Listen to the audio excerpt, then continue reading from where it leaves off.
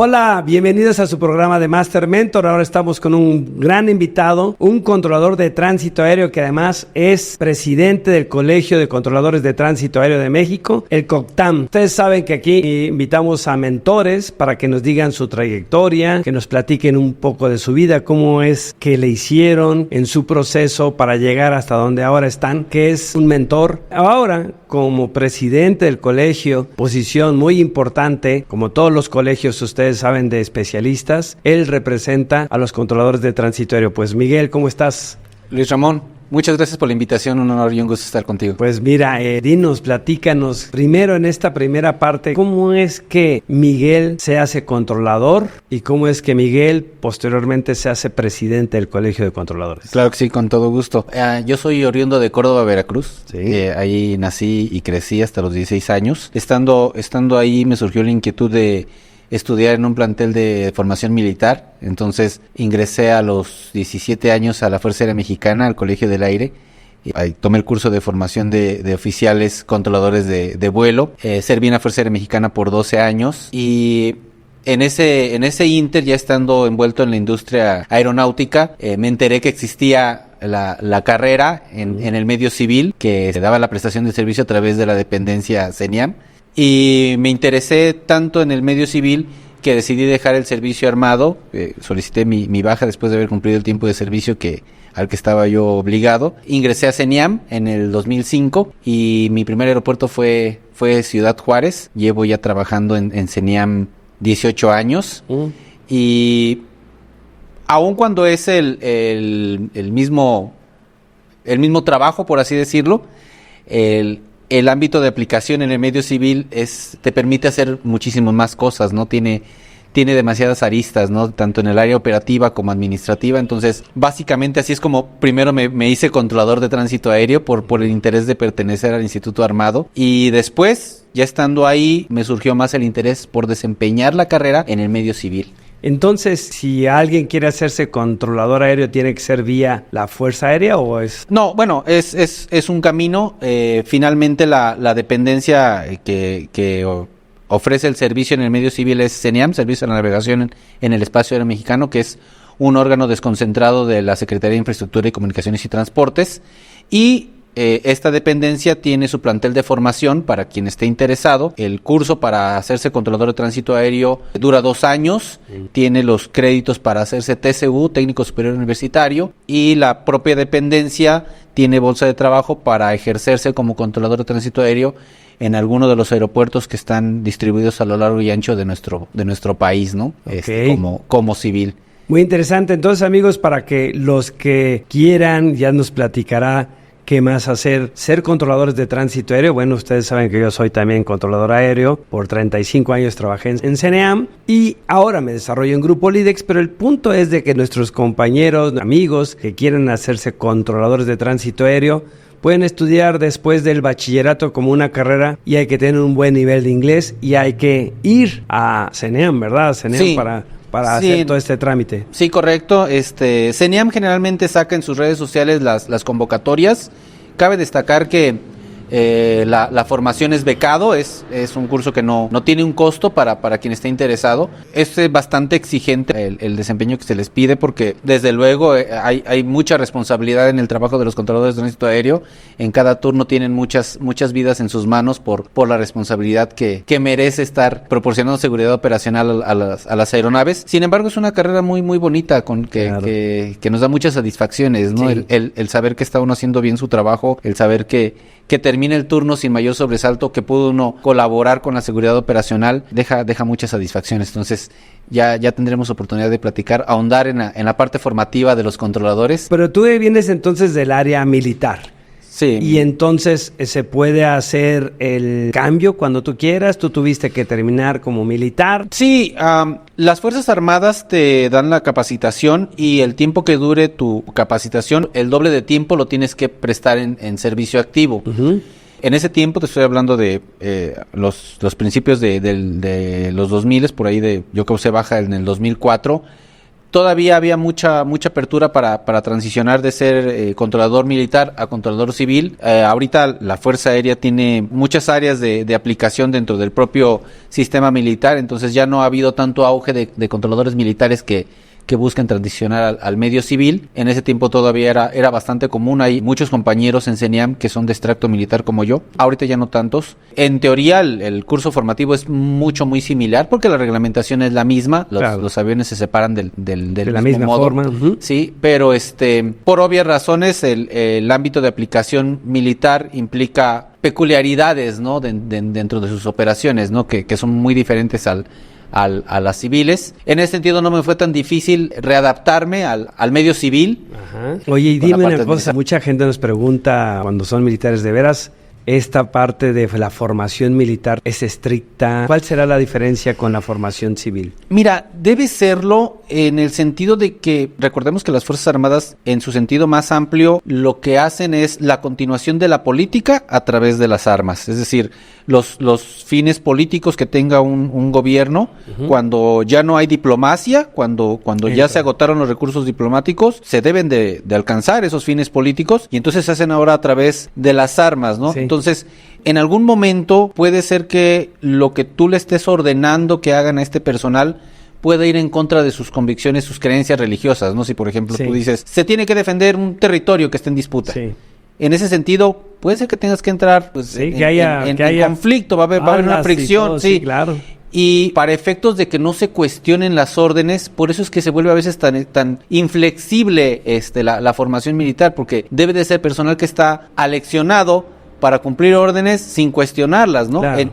En el medio civil uno se puede detener a cuestionar a algún jefe y decir, oiga, pero ¿de veras cree que lo que estamos haciendo es correcto? En el medio militar, cuando dicen, pues, no sé, tendremos que abrir fuego, tendremos que permanecer aquí en contra de nuestra propia integridad física, pues no se podrá cuestionar. Entonces, por eso es que se vuelve a veces tan inflexible la formación militar, ¿no? Mucha gente podrá pensar que es exagerado, pero si lo vemos ya desde esa óptica... Sí. El objetivo es otro totalmente. El objetivo es otro, ¿no? Y este proceso entonces de ser militar a ser civil te generó a ti un cambio, o esa formación de rigor, de orden, de limpieza, te ha ayudado en la parte civil. Yo creo que tiene pros y contras, en el sentido de que puede uno adaptarse a las nuevas disposiciones sin tanta resistencia personal, porque finalmente está uno acostumbrado a seguir órdenes. Sí, en cualquier empresa, cualquier persona que sea empleado tiene que seguir órdenes, hay reglas que se llaman políticas y es... Sí, entonces cuando ya vienes de una formación así, no te cuesta tanto trabajo el entender que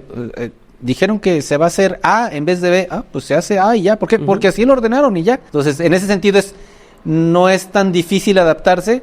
A veces se vuelve más complicado cuando ya tienes que ejercer la autoridad sobre otros, porque estás acostumbrado a que, pues, si tú ya dijiste que se tiene que hacer, se tiene que hacer, y te enfrentas ahora a que pues los civiles sí preguntan, ¿no? Sí. Pero ¿por qué?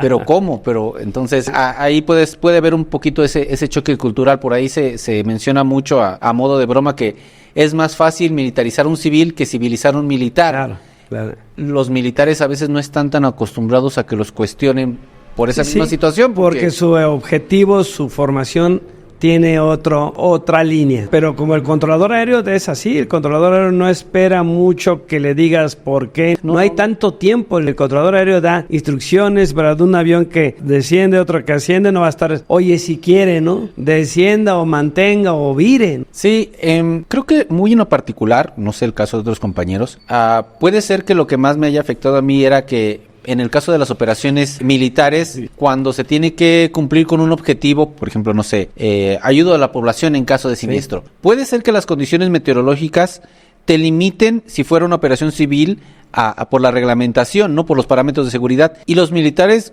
obviamente, por la emergencia, se brincan esos parámetros y tratan de cumplir con la misión. Una misión exitosa no quiere decir que no haya bajas. Puede ser que incluso haya habido bajas, pero sigue siendo, está contemplado dentro de los bemoles que puede tener una operación militar, que en un operativo haya bajas. Entonces yo creo que es la responsabilidad, porque hemos sabido en los temblores aquí en la Ciudad de México, en los huracanes, en Quintana Roo, en Acapulco, los controladores seguían controlando. Así estuviera el temblor, creo, muchas otras especialidades se salían corriendo corriendo y los controladores, sí, se porque tienen que saben quedar el grado a de la prestación del responsabilidad. servicio. Supe que en Acapulco estaban controlando desde abajo con un radio, porque habían sus vitrinas, sus vidrios, en la cabina de la torre, así se le llama, pues, y seguían, o sea, es en sí la responsabilidad que ya tiene el trabajo, ¿no? Sí, fíjate qué bueno que lo traes a colación. Justamente ese ejemplo acaba de suceder, es muy reciente, el caso del huracán Otis. Mi reconocimiento a todo el personal de la dependencia que labora en el aeropuerto de Acapulco, porque quedó devastada, toda la infraestructura del aeropuerto quedó devastada, la torre de control en todos sus niveles quedó completamente destruida, todos los vidrios, todo el equipo electrónico,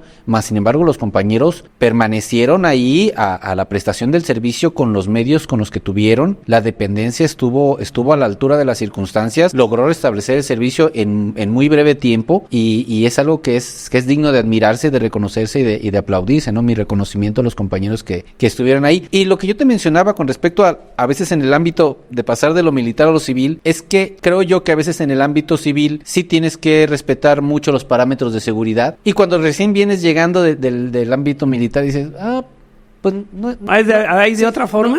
No, podría no suceder nada, ¿no? O sea, porque estás acostumbrado a veces a omitir ciertas cosas porque el objetivo primordial es cumplir con la misión, ¿no? Y en el ámbito civil es primero la seguridad y después todo lo demás, ¿no? O sea, el dilema gerencial que manejamos a veces de productividad contra seguridad no te deja mucho margen, ¿no? Aquí sí se respeta mucho eso, y como militar a veces es como, se tiene que cumplir con la misión. No, espérate, pues si ya no tiene los parámetros meteorológicos o de seguridad o de condiciones operacionales, ahí lo frenas, ¿no? Esa parte fue la que en un principio a mí me costó un poquito ubicarme en tiempo y espacio, pero finalmente ya lo logré. ¿Cuánto tiempo estuviste, dijiste, primero en Ciudad Juárez como controlador, no? Sí, 12 años en Ciudad Juárez. ¿Hay algo que nos puedas contar de tus experiencias como controlador transitorio en Ciudad Juárez? Mira, había muchas coordinaciones con el aeropuerto del Paso, que es un aeropuerto que está geográficamente muy cerca, son 13 millas náuticas de separación entre aeropuerto de Ciudad Juárez al aeropuerto del Paso, y había muchas coordinaciones que hacer con ellos, y los controladores americanos muy participativos y con ese espíritu de que la operación se haga con seguridad, trataban de facilitarnos de alguna manera las cosas, pero en el entendido de que tiene prioridad el tráfico de cada aeropuerto. De repente nos hacían coordinaciones muy rápidas. De la torre de control de Juárez a la línea fronteriza son 6 millas, y 6 millas después está el aeropuerto, entonces son 2 minutos. Sí, 2 minutos, y de repente nos hablaban y el controlador americano me hablaba en su inglés nativo, súper fluido y súper rápido y súper al punto de lo que quería coordinarme. Y yo, espérame, ¿qué? ¿De dónde? Y esa es la parte que es muy importante resaltar, que aun cuando los controladores ya tengamos una certificación con tu licencia aeronáutica como tal, cuando tú llegas a un aeropuerto nuevo, todos estamos sometidos a un periodo de familiarización donde debemos de demostrar que podemos con esa nueva posición del aeropuerto, ¿no? No sé, yo llegué de Ciudad Juárez después de 12 años al aeropuerto de Toluca y me tuve que volver a someter a la familiarización, cosa que por cierto me costó mucho trabajo porque Toluca es un aeropuerto muchísimo más complicado que Juárez. Eso es lo que interesante lo que dices, o sea, cuando cambias de un aeropuerto a otro aeropuerto, porque un controlador puede decidir por cuestiones de proyecto de vida o por ascenso pedir su cambio a otro aeropuerto en el país. Sí, entonces pudiera ser que lo que sabes del aeropuerto donde has estado trabajando no se parezca en nada más que la reglamentación y aviones, pero la forma de trabajo puede ser totalmente diferente. Varía abismalmente. No sé, por ponerte un ejemplo, en Ciudad Juárez es un clima desértico, había una temporada en que teníamos tolvaneras continuamente, la visibilidad se reducía, y después de un tiempo te familiarizas mucho con lo que ya sabes lo que te puede suceder y ya sabes cómo manejarlo. Entonces de repente llego al aeropuerto de Toluca y aquí no hay tolvaneras, pero aquí hay una temporada del año donde hay niebla, donde amanecemos con niebla y la visibilidad es reducida. Entonces, a pesar de que finalmente son fenómenos meteorológicos que en teoría son muy similares, la afectación y la reducción de la visibilidad, se manejan seguramente mucho muy diferentes. Los huracanes en el lugar del Pacífico, del Golfo, y acá tolvaneras, otro tipo de condiciones que tienes que habituarte, y por eso es la formación, ¿no? Sí, correcto. Y la reglamentación es muy extensa. De repente tú tienes que, después del curso formativo, que en eso no me dejarás mentir, ves toda la reglamentación de una manera muy general, pero cuando llegas a tu estación tú sabrás qué parte de la reglamentación vas a ir aplicando en tu estación, y hay partes de la reglamentación o de todo lo que aprendiste que a lo mejor no te va a tocar utilizarlo. Por ejemplo, en Ciudad Juárez nunca vi un reporte de cenizas volcánicas porque no había un fenómeno de afectación como tal allá. Claro. Entonces, aun cuando lo aprendí en la escuela, ser parte del programa formativo, no lo había yo practicado hasta que llegué a Toluca nuevamente y era ya una zona por las condiciones son totalmente. Ajá, entonces era como, ok. En Toluca no me ha tocado ver, no sé, por ejemplo, nieve, que en Juárez sí había nevadas. Ajá. En alguna época del año. Entonces, esa es una parte muy específica del desempeño de la profesión que podrás llevar X cantidad de años ejerciéndote, pero cuando llegas a un aeropuerto nuevo, tienes que volver a demostrar que puedes con esa posición nueva, ¿no? Sobre todo si pasaste de un aeropuerto con bajo volumen de tráfico a uno con mayor volumen de tráfico, va a ser... Sí, a veces de los controladores que son radar, que es otro tipo de control, cuando van a una torre de control pensando que va a ser más fácil, no, son ambientes totalmente diferentes que cualquier controlador se debe adaptar. Pero el punto entonces, tú has logrado todo esto, llegaste como controlador, y después, ¿cómo pasas a ser presidente del colegio? Mira, justamente estando en Juárez, me comienzo a involucrar con el desempeño de la profesión ahí, y todos los aeropuertos tienen áreas de oportunidad, ¿no? En Juárez en ese momento, te estoy hablando del 2005, había procedimientos que eran mejorables, que eran perfectibles. Uno de ellos era la carta visual, que es un documento que viene publicado en la reglamentación, en la cual se establecen procedimientos para aeronaves que vuelan bajo reglas de vuelo visual, que es decir, el piloto va navegando en referencia a las referencias del terreno, no sé, ríos, montañas, ciudades, vías férreas, etcétera, etcétera. Ese procedimiento en Juárez era perfectible, tenía algunas carencias ahí.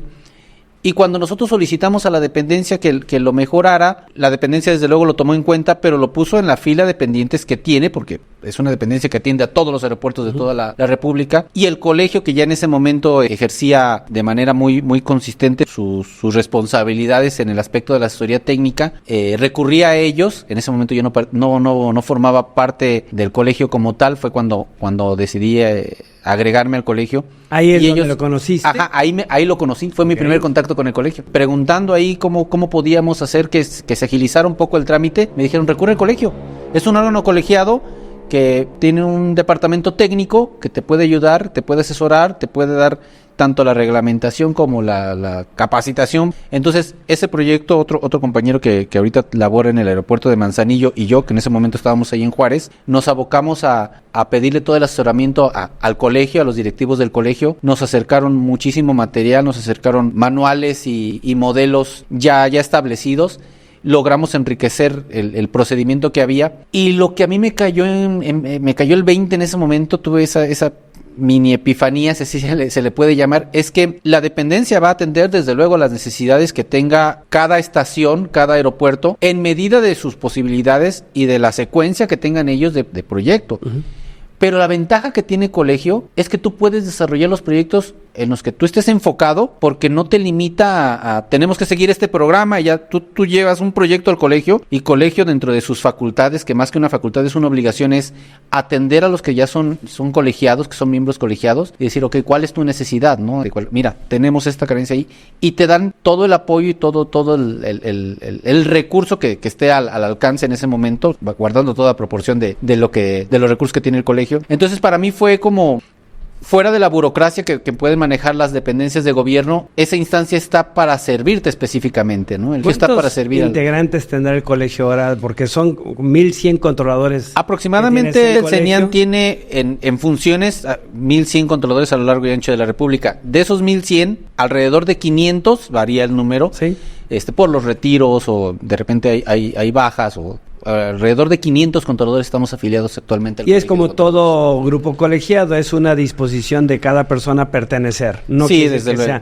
No es obligatorio. Porque no es un sindicato. No es un sindicato.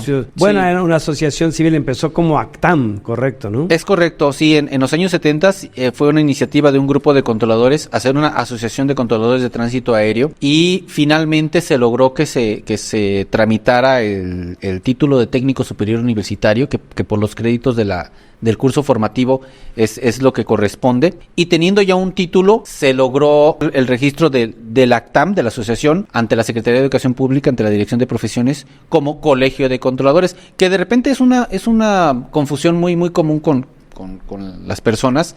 Piensan que el colegio de controladores es el plantel de formación.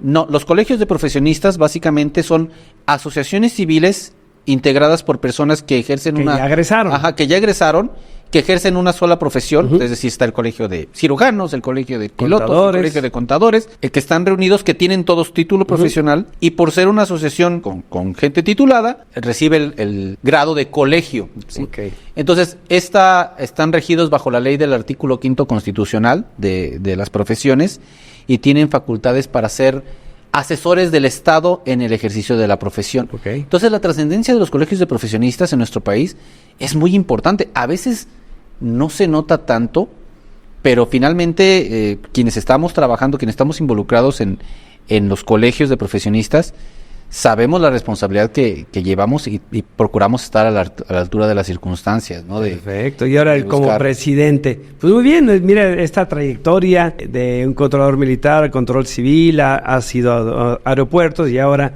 el representante del colegio.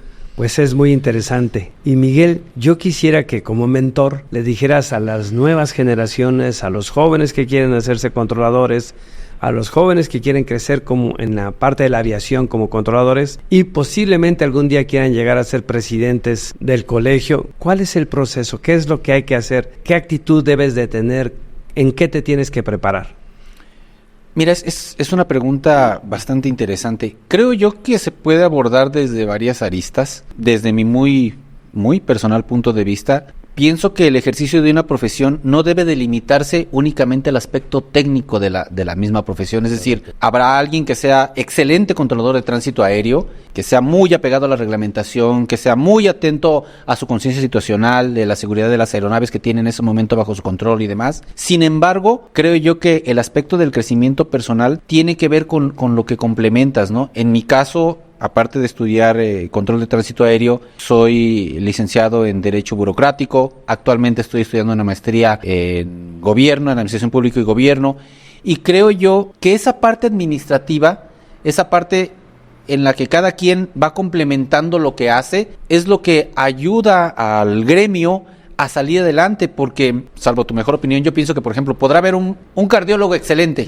Eso no quiere decir que a lo mejor sea buen director del hospital. No, mira, nos pasa en Grupo Lidex. Grupo Lidex tenemos una certificación en liderazgo, en management. Yo siempre he entrenado a ejecutivos a que sepan dirigir y es un problema. A veces unos no lo logran, es decir, son tan buenos operativamente hablando o administrativamente hablando, pero cuando se ponen a dirigir personal, híjole, hay algunos que no lo logran. Nos acaba de pasar una empresa hace poco, le dimos la capacitación al joven que iba a ser el director general y no lo logró. Y bueno, tenía que él resolver cosas internas para poder dirigir, porque hasta pena le daba mandar, ¿no? O quería controlar todo su trabajo o ser muy personal. Y bueno, Peters lo dijo, la teoría de Peters es que todos llegamos hasta nuestro nivel de incompetencia.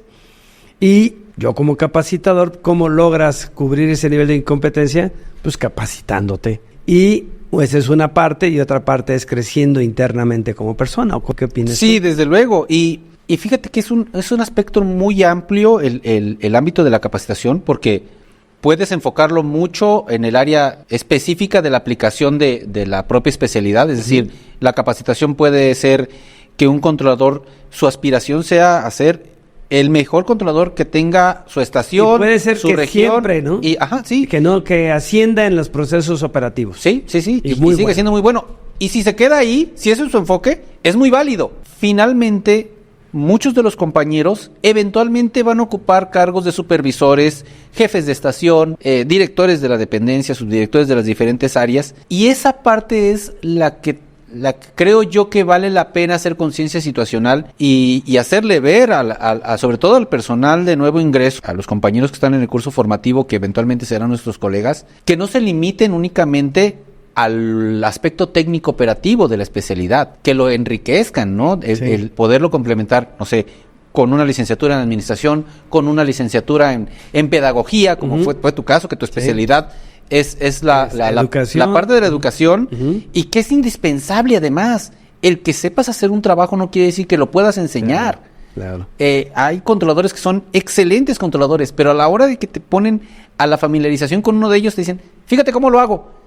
Y observas una serie de procesos y no terminas de entender el por qué hizo lo que acaba de hacer. O sea, el poder transmitir esos conocimientos es otra habilidad. Es una habilidad que se tiene que desarrollar. Claro. Habrá quienes lo tengan de manera innata, que les guste. ¿no? Ajá. Y habrá quienes solamente se puedan dedicar a la parte operativa. Haz tu turno, cumple con tu trabajo y ya. A los que nos interesa, desde luego, la parte administrativa y la gestión y la complementación, eso es lo que yo creo que tenemos que aperturarlo, abrirle los ojos a los que ya están en el activo y a los que vienen siguiendo nuestros pasos, que están en el curso formativo. Y muy en lo particular, creo yo que acercar la mayor cantidad de herramientas a los controladores en general para el ejercicio de la profesión no solo debe limitarse a la parte de la reglamentación aeronáutica como tal, es decir, darles habilidades para que enseñen, darles habilidades para que administren. Incluso el día que por la situación que sea ya no puedan ejercerse como controladores, por alguna situación médica, por edad, por lo que sea, puedan estar en el ámbito de la academia, en el ámbito de la investigación. El medio aeronáutico, como cualquier otro aspecto tecnológico, crece a pasos agigantados año con año. O sea, es de los medios que tiene mayor desarrollo y mayor adelanto en la tecnología, y año con año ves innovaciones que si no se mantiene uno actualizado, en un lustro te empolvas. Entonces podríamos decir, un controlador tiene que ir creciendo y desarrollándose en esta parte técnica, en esta parte conceptual de reconocimiento, y si estudia otras áreas, pues su criterio mejora con respecto a esas áreas. Y en cuestiones de actitudes.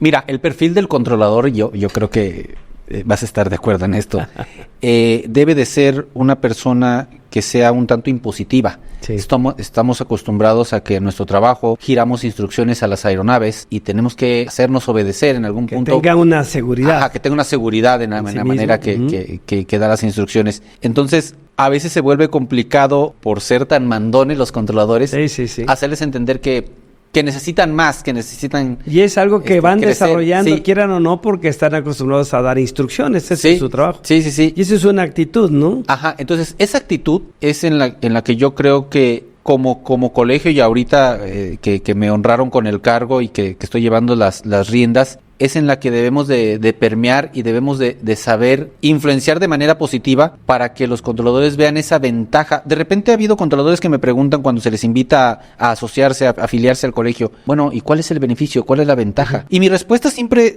procuro ser muy franco y muy honesto. El beneficio es hacia el gremio, hacia el ejercicio de la profesión. Habrá algunos beneficios personales inmediatos, como por ejemplo alguna capacitación en específico que te interese. De repente hay gente que le interesa mucho la investigación de accidentes aéreos, que le interesa mucho las nuevas tecnologías, que le interesa mucho la capacitación. Esos son como que intereses muy particulares de cada persona. Pero en general, el agremiarse a un colegio de profesionistas, el que sea, el beneficio es gremial, es en vísperas del mejor desempeño de la profesión, en vísperas de que haya mejor equipamiento, que haya mejores condiciones de trabajo, respetando la parte laboral, que eso sí le toca desde luego a los sindicatos. Creo yo que esa debe de ser una de las misiones que deben de tener los colegios de profesionistas, y en lo particular, en esta administración que estoy liderando en el Colegio de Controladores de Tránsito Aéreo de México, estoy procurando influenciar de esa manera, ¿no? Que esa actitud mandona que tienen a veces los controladores la puedan encauzar hacia donde mejor encajen ellos, donde sientan que mejor encajan, pero tener esa posibilidad, ese espectro tan amplio de decir, bueno, ¿con qué fichas quieres jugar? Claro, pues, tienes que participar, ¿con qué fichas quieres jugar, no? Este es interesante, Miguel, pues ya han escuchado su trayectoria. Para terminar, Miguel, tu filosofía como controlador, ¿cuál es? Mira, a lo largo de estos años en los que la vida me ha permitido desempeñar esta profesión, me he dado cuenta que todos los controladores tienen un límite y tienen un área de oportunidad en la que pueden desarrollarse. Tengo compañeros que trabajan codo a codo conmigo, que tienen muchísimo más trayectoria que yo, y sin embargo lo que les ha permitido llegar tan lejos es la humildad de saber que no lo saben todo, que todavía tenemos muchas cosas por aprender. Entonces, para mí, una de mis premisas es, todavía hay algo nuevo por aprender. Justamente lo platicábamos previo a la entrevista, que de repente hay mensajes filosóficos que se abaratan o que se malentienden, como, vive como si fuera el último día, y dices, el Código Penal no me lo permite, ¿no? Vivir como si fuera el último día, no. Más bien es, sigue trabajando, sabes que la vida es frágil y en cualquier momento se puede terminar, pero no pierdas de vista que mañana es muy probable que estés vivo y hay que continuar con el proyecto, ¿no? Y hay que seguir aprendiendo. En el momento en el que uno se sienta dueño de todo el conocimiento, creo que ahí ya se estancó. Sí, es un ahí producto ya se estancó. terminado, Es un maestro producto Miguel Ángel sí, Cornejo decía, sí. Ya aprendió todo, ya no puede más. Ya no puede más. Entonces, esa sería la primera premisa. Nunca es suficiente, hay que seguirse preparando, hay que seguir estudiando, hay que seguir aprendiendo de los jóvenes y de los más experimentados, porque finalmente nos enriquecemos de todos. Y la segunda, que esa trato yo de aplicarla en todos los aspectos de mi vida, es las palabras convencen, pero los ejemplos arrastran. Entonces, de las mismas capacitaciones, de los mismos programas, de los mismos proyectos que estamos implementando en el colegio, siempre procuro estar yo presente, estar involucrado, porque creo que es importante que la membresía y que los controladores en general entiendan que uno mismo debe de seguir pugnando por su propio desarrollo. Uno se tiene que cultivar, ¿no? Y la congruencia. La congruencia, sí. Pues me da mucho gusto escuchar. Bueno, yo soy controlador aéreo por deformación, siempre lo digo, porque sin querer nos deforma hacer luego mandoncitos. Ya mi esposa ya me dijo, ya no controlas. Pero bueno, son estas situaciones y es un gran mentor. Escuchen lo que nos dice. Y es un mentor porque nosotros en Grupo Lidex decimos que un mentor es quien está haciendo las cosas. Un instructor enseña técnicas, un facilitador te lo hace de manera más divertida con muchas técnicas ahora para que se haga más divertida la capacitación. Un coach te cuestiona para saber por qué haces lo que haces y tú decidas, pero un mentor ya lo está haciendo, lo está viviendo y además de decirte la técnica, te dice su filosofía. Sigan esta trayectoria como la de varios mentores que seguiremos entrevistando aquí en este programa de Master Mentor. Pues muchas gracias, Miguel. Luis Ramón, un gusto, un placer. Gracias.